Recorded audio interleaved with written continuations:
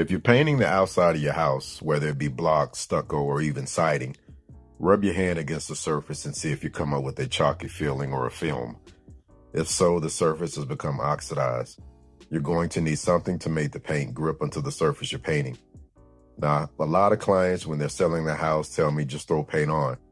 Well, I do whatever the customer says, but if you want to do it right and you're going to be living in the house and you want to do a quality job, you're not just going to look for paint that has a primer in it. You're going to want to do something a little extra. For this, I use Bare Multi-Surface Primer and Sealer. Once applied, what this does is allows the paint to bond to the exterior surfaces such as metal, concrete, siding, and wood. If you paint directly over chalky, weathered, or oxidized siding, the paint won't bond.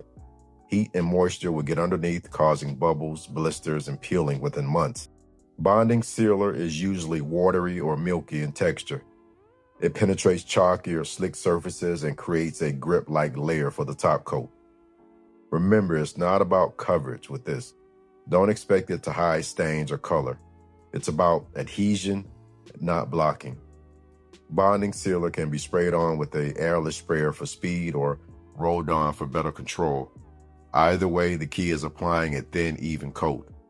So if you've done your due diligence by pressure washing and cleaning the surface, don't forget this extra step.